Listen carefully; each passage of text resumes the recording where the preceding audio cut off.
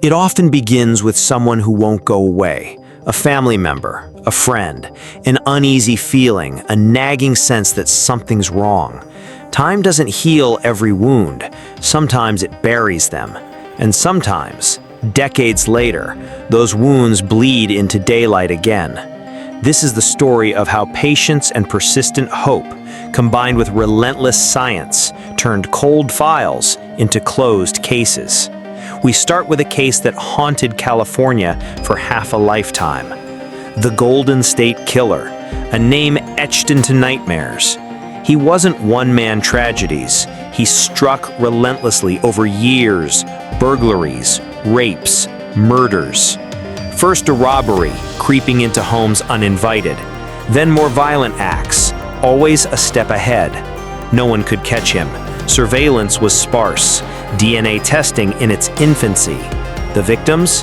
Left reliving the terror in their minds and sometimes their nightmares. Investigators called him the East Area Rapist at first, then the original Night Stalker, and eventually conjoined the crimes under one chilling label, the Golden State Killer. For more than 4 decades, hundreds of crimes across California all remained unsolved, thanks to a man who stopped leaving his DNA in publicly known databases. Every lead petered out. Every tip died. They were chasing a shadow through endless files, empty labs, and endless frustration. But in 2018, that shadow, no longer anonymous, emerged in suburban Sacramento. Genetic genealogy, the same strategy that had identified an unknown relative, the case of a long-lost cousin or a second cousin twice removed, now exposed him. Investigators, exhausted but undeterred, began combing through public genealogy sites. They built family trees backwards, then forwards, bridging DNA and birth records. And they found him, hiding in plain sight. Joseph James D'Angelo, a former police officer turned murderer. They raided his house. DNA collected from his tools matched samples decades old. No bluff this time, no mystery. Arrested in his 70s. It was chilling in its everydayness. A man who had worn a badge, serving and protecting, also hiding a secret warpath of terror.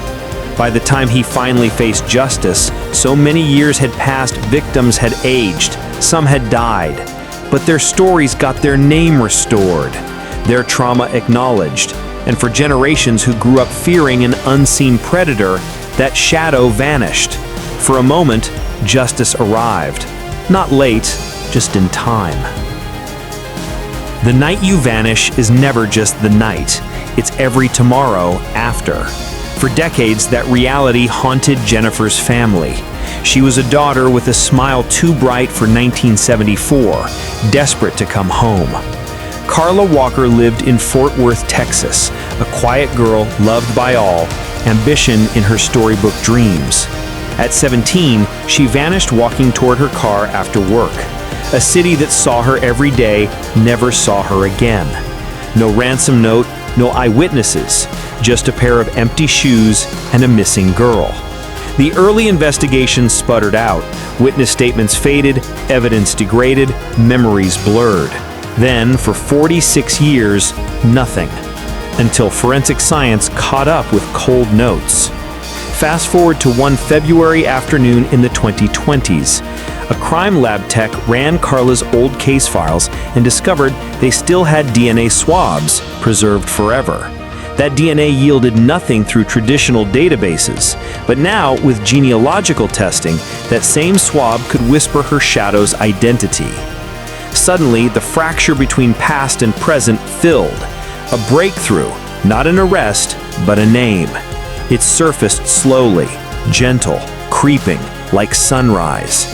Investigators built a family tree of descendants with matching DNA patterns, inching closer, until they identified someone genetically related, though not a suspect, just a branch on the tree.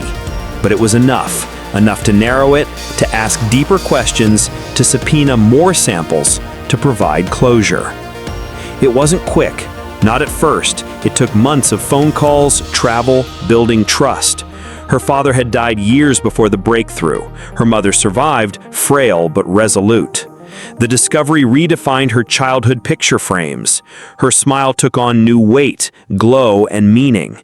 The identity of her killer was released quietly. Someone met her that night by design, not by chance. A crime of opportunity pulled off with shameful gendered assumptions. No one imagined Carla could have been targeted. But she was. Justice finally gave name to her pain.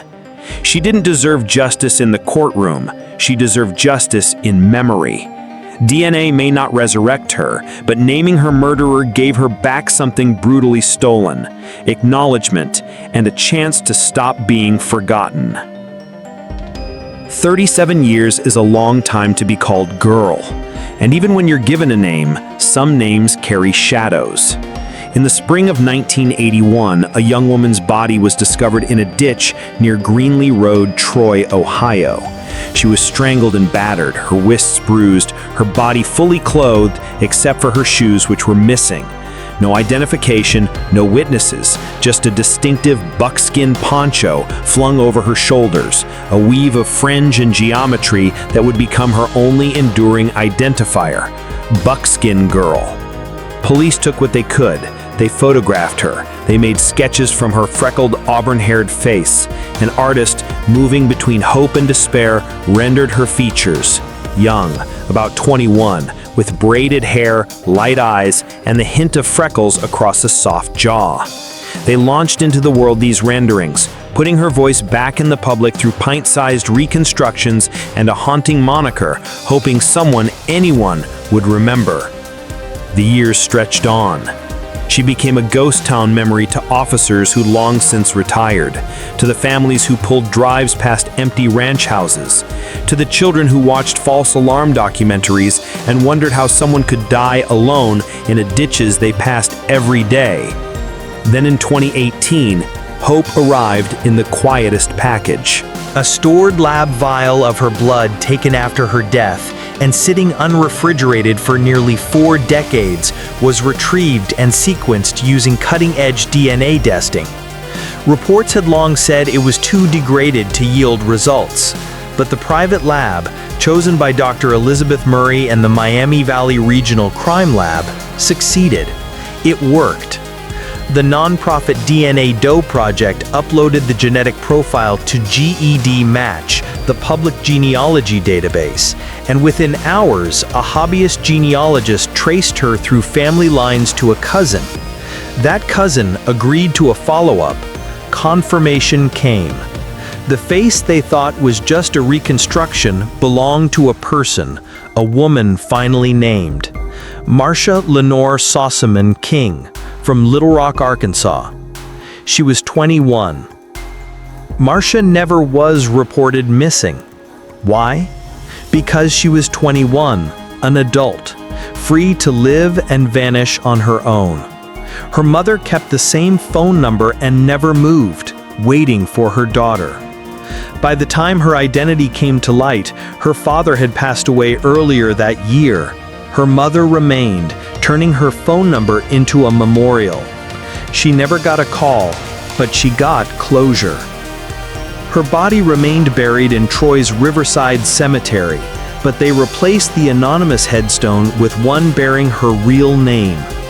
Friends, law enforcement, and community members came to the unveiling, sharing grief that had waited generations for a person's name. Her stepmother, who described Marcia as very trusting, told those gathered softly, "Words don't describe the feelings we have for all of you, how you have loved her and taken her into your arms."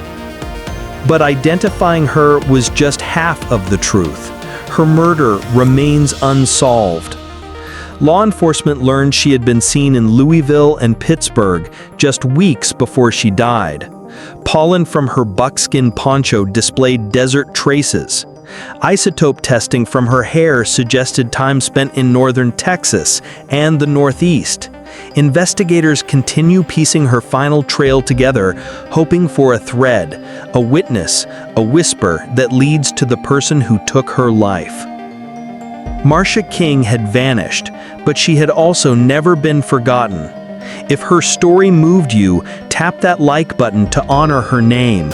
Share this video so others won't forget, and subscribe to Forgotten Footsteps, because sometimes waiting decades yields answers only time can promise.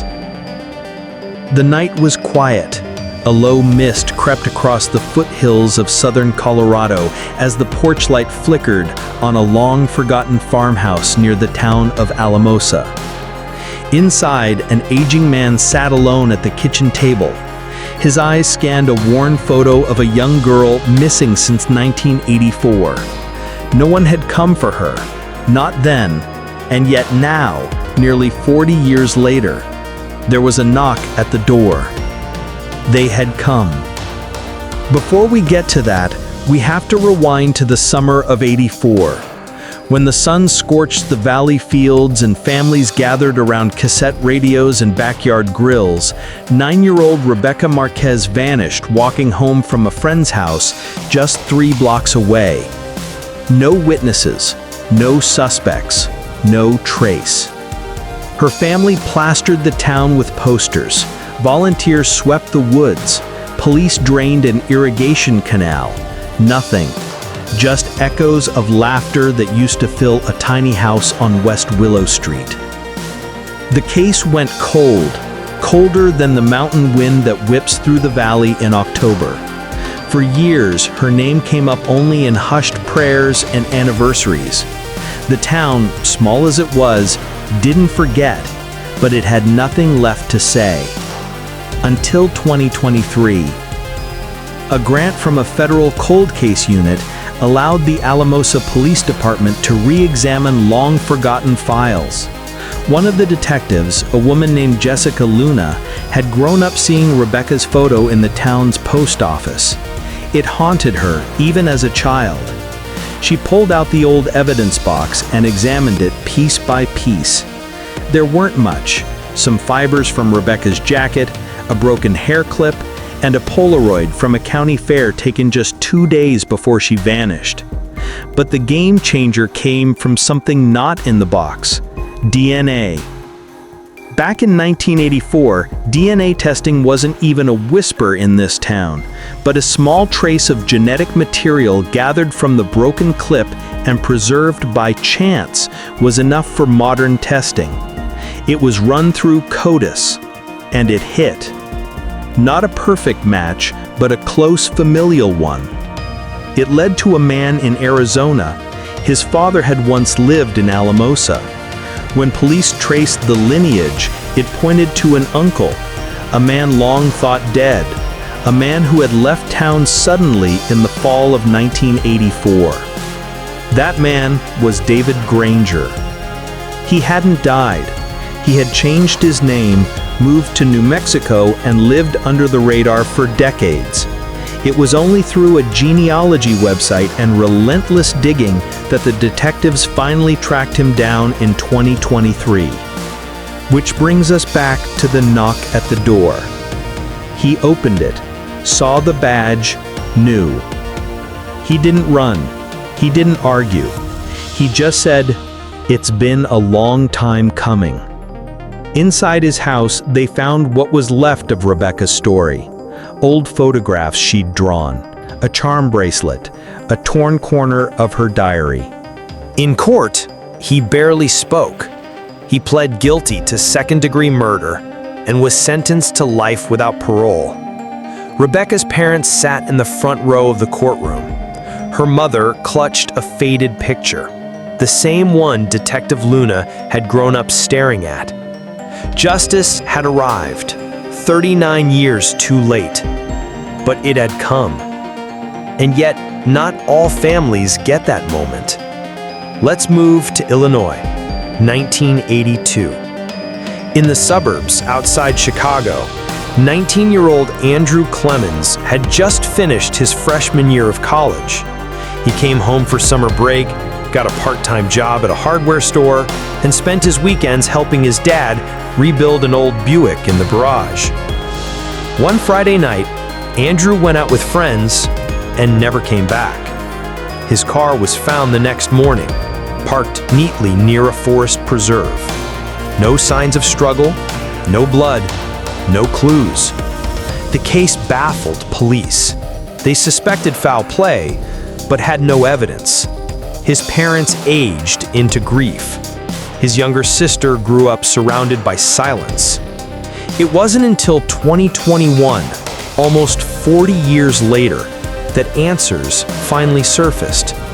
A man named Clark Hester was dying in a hospice center in Tampa, Florida. He had lived a quiet life, worked construction, had no children, and no visitors. In his final days, a chaplain sat by his bedside. One night, the man mumbled something strange. "The boy in the woods. I never meant to." The chaplain, trained to listen, pressed gently. Over the course of days, Clark confessed to the killing of Andrew Clemens. He said it had been a robbery gone wrong. He'd been traveling through Illinois that summer, desperate, broke, and unstable. He followed Andrew into the parking lot and forced him into the woods at gunpoint. Andrew fought back. Clark panicked and struck him with a rock. He buried the body in a shallow grave and drove off. The chaplain reported the confession, and detectives soon confirmed the story. Remains were exhumed, DNA matched. The Clemens family, now scattered across states and generations, received the news by phone. There was no trial. Clark died 2 weeks later. But for the first time in 4 decades, the question, what happened to Andrew, had an answer. And that's all many families ever want. Not vengeance, not headlines, just the truth. But sometimes the truth hides in plain sight. Take the case of Dorothy Nichols, missing since 1965. She was a vibrant 32-year-old mother of 3 living in rural Kansas. One day, she packed up the car to take her youngest son to a dental appointment in town. She never made it. No accident was reported, no witness came forward. Just a car, gone. Her husband, Everett, reported her missing 2 days later. Police suspected she had run off, or worse, but nothing came of the case. It remained in limbo until 2010. That year, a drought hit central Kansas. A large reservoir dried enough to reveal a rusted-out vehicle sticking out of the lake bed like a skeleton. Inside were human remains confirmed to be Dorothy's, and a child's blanket in the back seat. Autopsy reports showed blunt force trauma. This had been no accident. But who had done it? The spotlight turned to Everett Nichols. Still alive, now in his 80s, living in a care facility.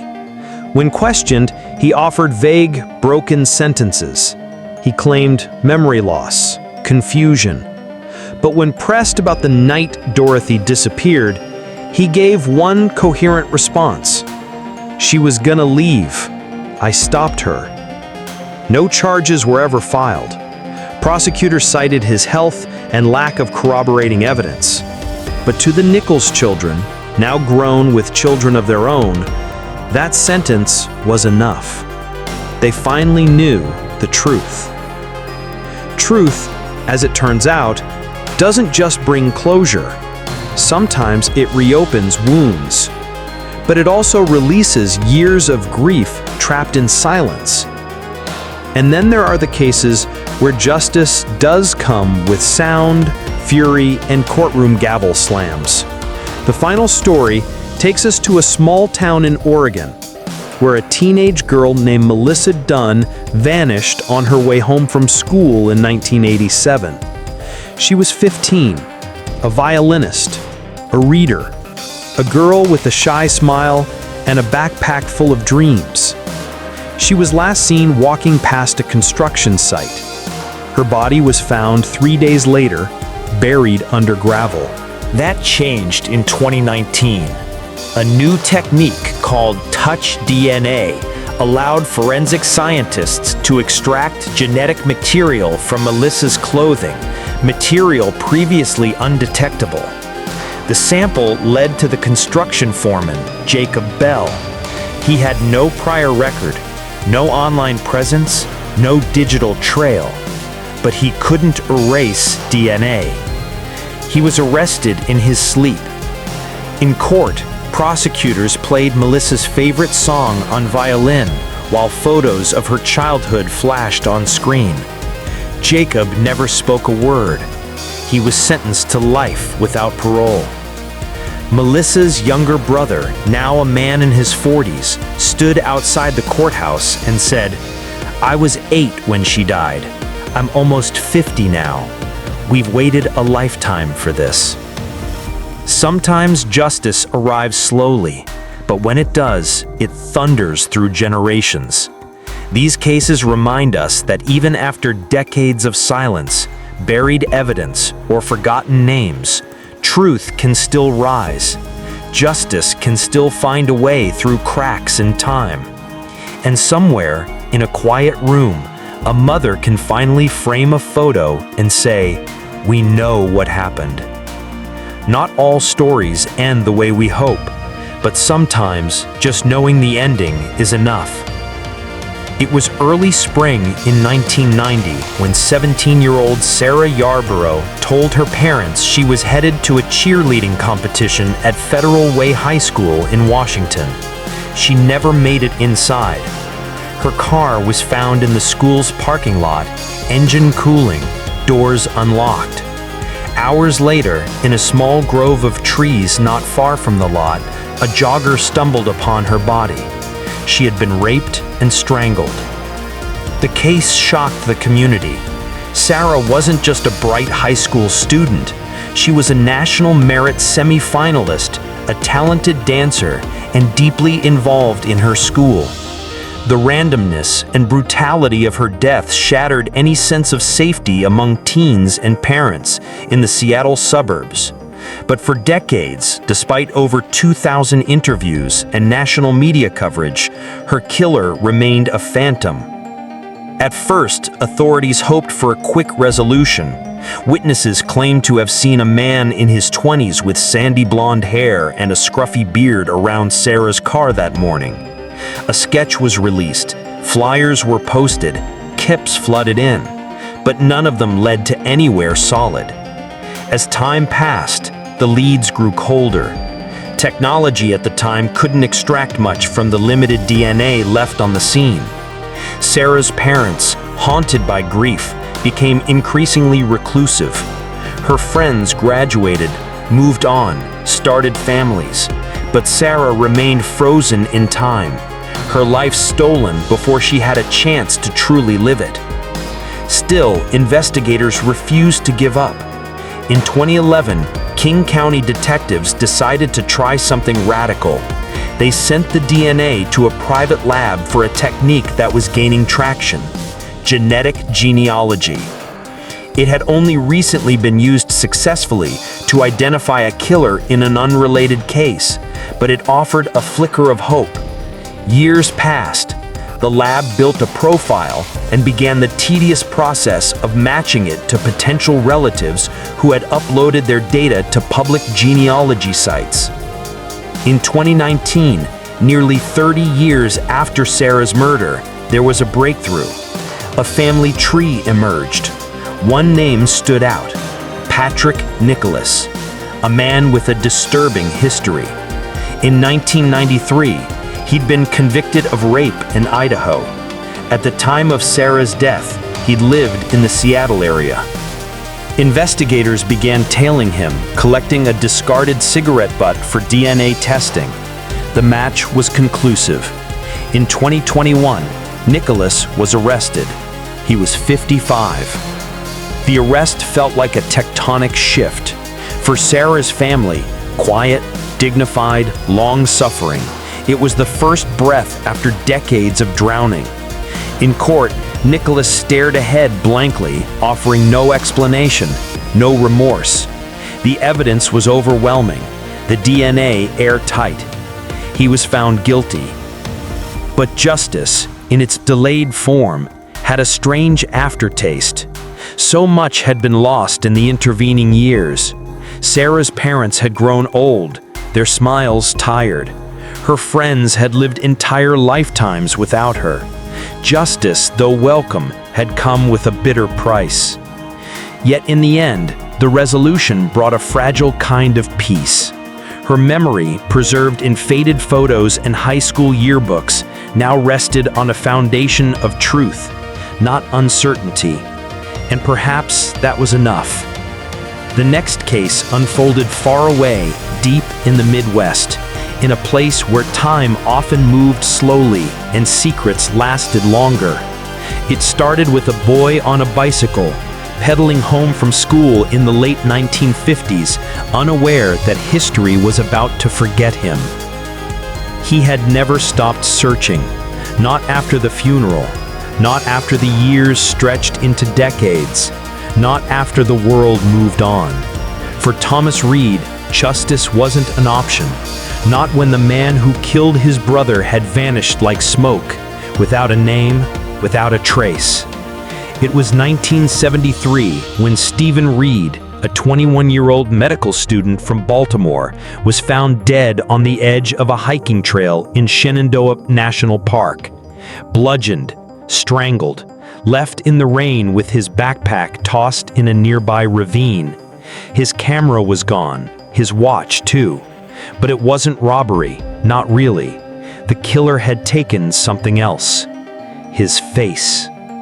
Because when the forest ranger found the body, the young man's face had been deliberately smashed beyond recognition. Stephen had been reported missing 3 days earlier by his hiking partner, an older man who gave his name as Donnie. No last name, just Donnie. He'd claimed Stephen wandered off after an argument. He said he needed space, Donnie had told the ranger. Said he'd meet me back at the car. But when the body was discovered, Donnie was gone. So began a 42-year chase for a ghost. In 1973, the FBI didn't have DNA tools. No facial recognition, no digital records, just sketches and gut instincts. For years, Thomas pushed. He wrote letters, hounded cold case units, posted in forums when the internet arrived. He gave interviews, did documentaries, never once forgetting the man with the false name. He remembered him clearly, the odd stiffness in his voice, the way he avoided the camera during a group photo at the trailhead. The one moment that never left Thomas was a strange conversation they'd had the night before Stephen vanished. Donnie had asked him, "Do you think people can become someone else if they try hard enough?" Thomas thought it was philosophy. Maybe grief had made it more chilling. In 1997, a breakthrough, or so it seemed. A man arrested in Nevada for fraud bore a striking resemblance to the trailhead sketch, but fingerprints ruled him out. Years passed. The case dimmed, but Thomas didn't. Then came a phone call in 2015. An analyst working with NamUs, the National Missing and Unidentified Persons System, had been running scans on unidentified remains and Jane and John Doe cases across states. She believed a long-dead John Doe buried in North Carolina might not be a victim at all, but Stephen's killer. He had died in 2006, found alone in a cabin, no ID, estimated age mid-60s. But the real key was what they found in a locked chest. Photos. Dozens. Some from the 1970s. One of the photos showed Stephen, not posed, not candid, but sleeping. Whoever took it had been close. There were others, maps, journal entries with scribbled names, some crossed out. a photograph of the trailhead group where Donnie had turned away from the camera. The face matched. DNA from a toothbrush in the cabin matched skin cells found on Stephen's collar from preserved evidence. Donnie had a real name: Clifford Dale Beck. A drifter, former Navy, no family, no history of violence, at least none that could be proven. He had used over 20 aliases across 5 states. The mystery that haunted the Reed family for 42 years had a name, a face, and a coffin buried with a number. For Thomas, it was too late for justice, but not too late for truth. He sat by his brother's grave on a cold November day in 2016 and whispered the words he'd held in for 4 decades. "We found him, Steve." But not every story in this lineup ended with that kind of peace. The final case, the most harrowing of them all, would take us to the frozen outskirts of Alaska, a place where the law doesn't always reach, and where a girl's voice from 1978 would echo through time, waiting to be heard. The news that Thomas Clarence had confessed to the decades-old murder of Monica Reyes sent shockwaves through the community. Monica's parents, now in their late 80s, sat together in the same living room where, in 1987, detectives had first broken the news that their daughter had vanished. Only now, nearly 40 years later, were they finally hearing the words they thought they'd never come. "We have a confession."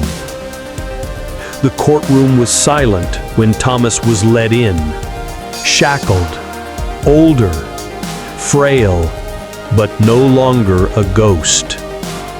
After all those years living under an alias in Alaska, he had returned, not out of guilt, but because cancer had eaten through most of his body. He didn't want to die in silence. He wanted to clear his conscience. The confession tape was played to a packed courtroom. In a weak, hoarse voice, Thomas said, "She wasn't supposed to die. I just wanted her to stop screaming. I panicked. I didn't know what else to do." There were gasps. Some jurors turned away. Monica's mother sobbed quietly. The image of her daughter's last moments became suddenly, heartbreakingly clear. He told investigators how he had met Monica at a bar, followed her to her car, and forced her to drive out to an abandoned lot. He claimed it wasn't premeditated, but desperation had overtaken him. When she tried to escape, he strangled her and buried her body in a wooded area outside Flagstaff. Her remains were found days later, but without DNA or witnesses, the trail had gone cold.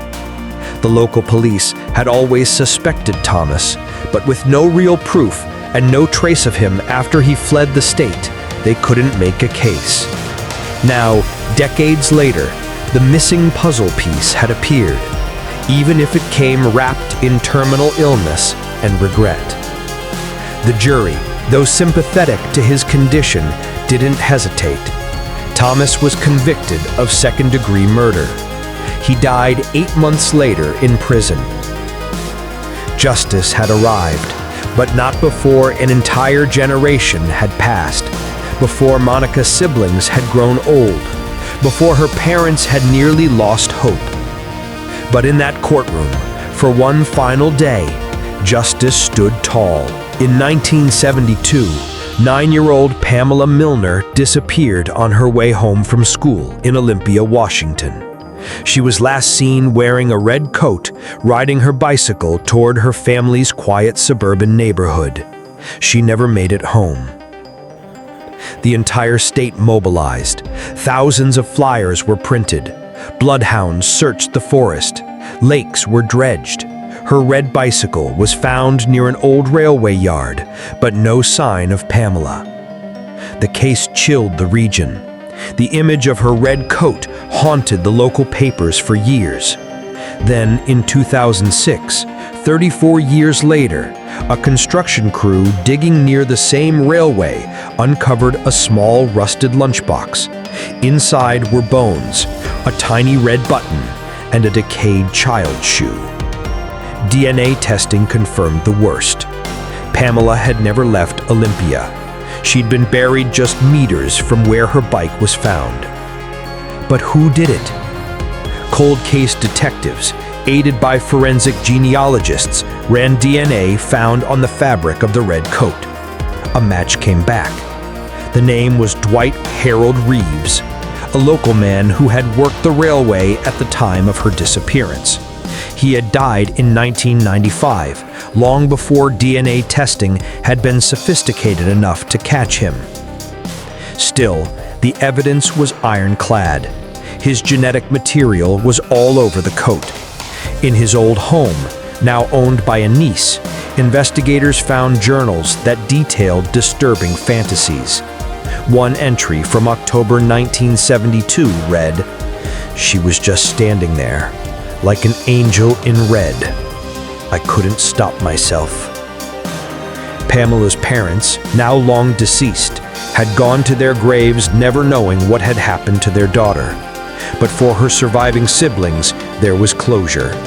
They gathered at the crime scene, now turned into a memorial park, and planted a red rose bush in her name. Justice was slow, her brother whispered during a local interview, but not silent.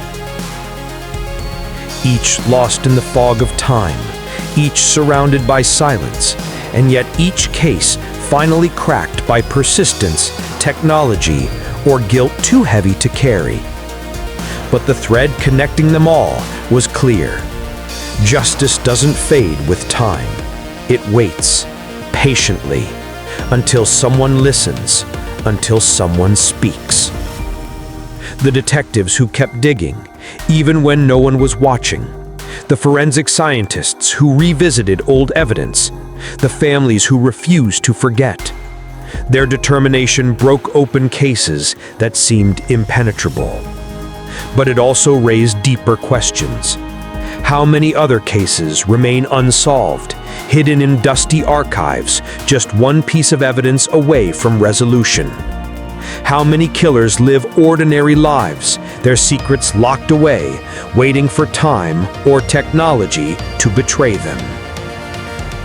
The final scene of this documentary-style story isn't a gavel slamming or a handcuffed man being led away. It's a dark, quiet evidence room filled with unsolved files, each one a story waiting to be finished. And somewhere among them, maybe, lies the answer to the next cold case. Because in the world of true crime, the past isn't dead. It's just waiting to be uncovered. The morning of the hearing was soaked in a gentle fog, the kind that made the courthouse look older than it already was. Inside, a cold hum of fluorescent lights buzzed above rows of tired wooden benches. Madeline Crick's younger brother Caleb, now a man in his 40s with gray hair and a tired posture, sat with a strained mixture of anger and relief. Her case went cold by the time Caleb turned 15, but unlike the paper trail, he never let her memory fade. Now, as the DA reviewed his files before the reopened inquest, Caleb wasn't thinking about justice as some noble goal. He wanted a name, a face, an answer. The court proceedings were short, just long enough to introduce new DNA evidence from hair strands found under Madeline's fingernails, recovered miraculously from the storage of a retiring sheriff's personal collection. The DNA matched a former substitute teacher who had died in a car crash 2 years ago. He had never even been questioned. Caleb walked out of the courtroom not feeling victorious, but quietly hollow. He thought justice would feel like thunder. Instead, it felt like a whisper. In Sacramento, California, meanwhile, another story was unfolding, this one much older, almost mythological in local circles. The case of Lorna Hale, a 12-year-old girl who vanished in 1962, had haunted the town's memory like a ghost that refused to settle. Her face had graced milk cartons and church prayer lists long before missing children campaigns became national protocol. Her disappearance had inspired neighborhood watches, political campaigns, and even a short-lived statewide initiative to train dogs to track child abductions. But Lorna had never been found, not until a construction project to repave a playground unearthed a child's bones in 2019. The bones were identified quickly. Lorna Hale. DNA from her last living cousin confirmed it. But the real surprise came when police traced the playground's foundation records and discovered that a maintenance worker employed at the school from 1958 to 1965 had purchased concrete under his own name the same year Lorna vanished. He'd passed away in 1994, survived by 2 daughters and a series of disturbing journals discovered after his death but never reported. One entry from August 1962 read simply, "She wouldn't stop crying." Closure came with a roar in Lorna's case, not because there was someone to arrest, but because a town that had feared strangers now knew that danger had always worn a familiar face. Over in Michigan, the police had just begun digging again, this time metaphorically, into one of the state's longest unsolved cases, the disappearance of 4 factory workers in 1981, all last seen leaving the same auto plant after a night shift. The only link?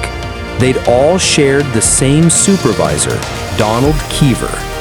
Keever was never arrested, never even formally accused, but he left the state a year after the last disappearance and retired comfortably in Oregon. When Keever passed in 2020, his son was left to clean out the estate. In the garage, he found a large metal toolbox. Inside, teeth. Human teeth. 4 sets. The teeth were matched through dental records and DNA to the missing men. Authorities confirmed what families had long whispered. Donald Keever had likely murdered all 4 men. The motive? They had reportedly planned to report safety violations he had overseen. It was revenge, buried beneath cement and time. Their families didn't get a trial. They didn't get apologies. They got 4 certificates of death and a community acknowledgement that they weren't crazy for demanding answers all these years.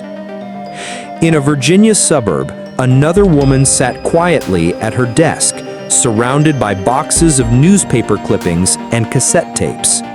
Her name was Diana Holt, and for 30 years, she had been trying to solve the murder of her mother, Janelle, a seamstress who was found bludgeoned in the basement of the church where she volunteered.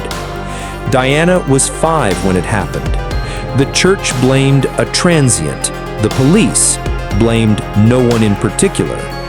But a priest who had moved away quietly and suspiciously soon after was named in a private confession recorded on cassette by another clergyman, one that Diana had obtained after a decade of chasing rumors. The tape was scratchy, the voice faint, but the words were clear enough. "I couldn't tell anyone what he did to that poor woman. He said God would forgive, but the law wouldn't. I buried it like the rest of them." The priest in question had died of cancer in the 90s. His obituary was short, but Diana's tenacity wasn't. Thanks to her, the church issued a public apology. The case was closed unofficially, with the knowledge that the killer had worn a collar. It was justice, not through the courts, but through persistence. And finally, there was the case that had stretched across decades and borders, the murder of Luis Herrera, a taxi driver in El Paso, Texas, who was found strangled in 1977. Her car was found 5 miles from the border, engine still warm, no money taken. For years, it was speculated that it was cartel-related, or perhaps a robbery gone wrong. In 2023, a retired detective named Rosa Villarreal reopened the files as part of a cold case initiative.